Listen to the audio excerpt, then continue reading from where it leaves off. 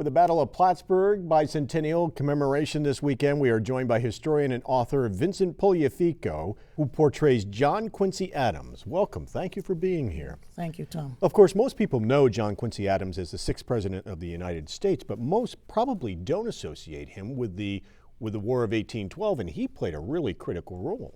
He did. At the time, he was minister to Russia from 1809 to 1814. And he said in his diary he spent 7 months and 2 days in Ghent. And he was in Europe there for the purpose of trying to end the war. Yes. At the time that was happening, the war was still raging here at home, and all of this actually started, the peace talks started before the famous Battle of Plattsburgh, before the British invasion. Absolutely. In fact, they kept delaying the talks, the British that is, until they could get all their forces in place over here, because it was supposed to combine, the timing was supposed to combine with what they were doing over here. So even though the British were sitting down and talking peace, at the same time, were they strategically assembling their forces and planning the Canadian invasion into the North Country, into northern New York, and planning to go ahead with that? That's absolutely true. They sent secret orders in June of 1814 to Sir George Prevost. So that's in June. And they had the plan all laid out in a 4-prong attack on America. One prong was to capture Maine. The second prong was to harass the East Coast, which was a diversion along the East Coast, the Chesapeake and Washington, Baltimore. Also, they wanted to attack New Orleans. And the fourth thing was the main offensive was coming down the Champlain Valley to occupy Plattsburgh. So when we hear historians talking about the significance of the Battle of Plattsburgh, both the ground battle and the naval battle on Lake Champlain, that's exactly what they're referring to, that while there was the attack on Washington, the burning of the White House, the battle in Baltimore, all of that in many people's minds was a diversion for the main objective, which was to get the British troops across the Canadian border and to bring this invasion down through Plattsburgh and to come down and basically split apart America. New England was already leaning slightly towards the British, and there was talks of secession by the end of 1814, and they thought just a little bit more would have pushed them over the edge, may have even forced Madison out of office. So the Battle of Plattsburgh, both the ground battle, the defeating the British there, sending them back across the border, the naval battle that stopped the British there and sent them back across the border, the significance of that, when that word, and of course back in that day and age, we have to understand it would take weeks probably for the word of those battles to get back to Europe and to the negotiators. When that word arrived, what did that do to the peace treaty negotiations going on? Well, that, to me, that's where everybody you hear talk about the Battle of Plattsburgh is being decisive. To me, it was decisive when the news of the Battle of Plattsburgh came. Washington was significant, of course. Baltimore was not so significant. But John Quincy wrote in his diary, it was October 28th, he wrote in his diary, he brought some further accounts from America, particularly of the defeat of the British on Lake Champlain and the subsequent retreat of Sir George Prevost and his army. The complaints against Prevost filled the London papers of the 22nd. So that's on October 28th. So we do have an idea. It took about 6 weeks for the news to reach over there. By sailboat and saddlebag, and the mail didn't move unless the wind was blowing. So what was the mood among the negotiators, and what do you think that did to the state of the negotiations once that word arrived? Well, there's no doubt that the mood at that, before the news of the Battle of Plattsburgh, was, oh my God, they had captured Washington. The British had the upper hand at the negotiations, and they were just holding out in hopes for some better news. They couldn't believe it.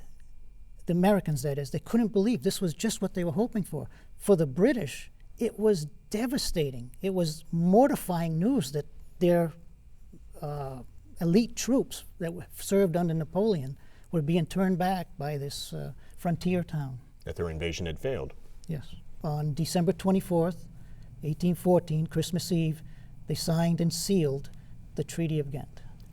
That news obviously took several weeks to get back across the Atlantic, and in the meantime, the war continued here at home. That's right. From the time it took to sign the treaty, they sent it in 3 ships, so that if one got lost, it'd still get there. And it took until February 14th for the President Madison to actually see the treaty for the first time.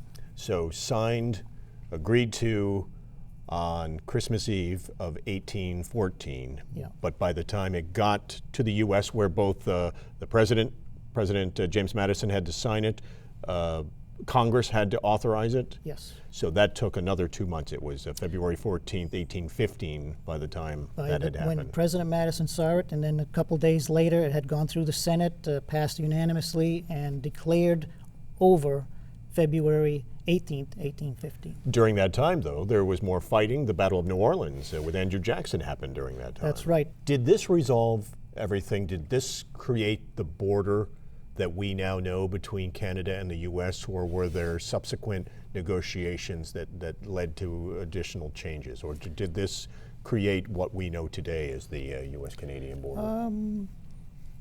It's very, very close. The border we know up in Champlain is the border that was solidified by the treaty. Out in Maine, the British didn't leave past Eastport, Maine, until I think it was June of 1818. They finally left there, but it was still remaining British control. 4 years after that, into 1818, the British still occupied Eastport, Yes, Maine. yes. They told the citizens to take the oath of allegiance to King George or leave. And they gave them 72 hours, I think, to make that decision. And a lot of people stayed because they couldn't just pick up and go and start a new life somewhere else. So they decided to stay and live under martial law. What about John Quincy Adams negotiating the Treaty of Ghent? Did that help him as far as becoming President of the United States? Was that a feather in his cap? Absolutely. I think it improved his chances of being selected for Secretary of State. Politically, that helped him. Yes, it did. He went on to become Secretary of State, and then after that ran for president and became the 6th President of the United States. That's correct. You actually have a replica of the Treaty of Ghent. Yes, I carry this around with me all the time.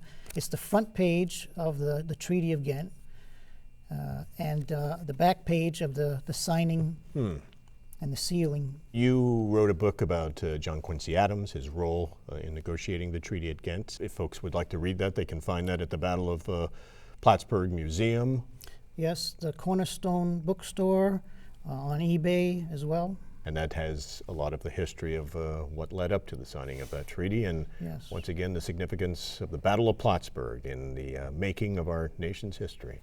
And for the bicentennial commemoration weekend, if folks would like to meet you, you'll be at the Battle of Plattsburgh Museum this weekend. Yes, I will. The War of 1812 Museum. I'll be there about 4 hours a day, Saturday and Sunday, and I'll miss some of the activities downtown, but I enjoy showing visitors around. And telling your story and John Quincy Adams' story. Yes. Vincent Puliafico, thank you very much for taking the time to be with us. Thanks again, Tom.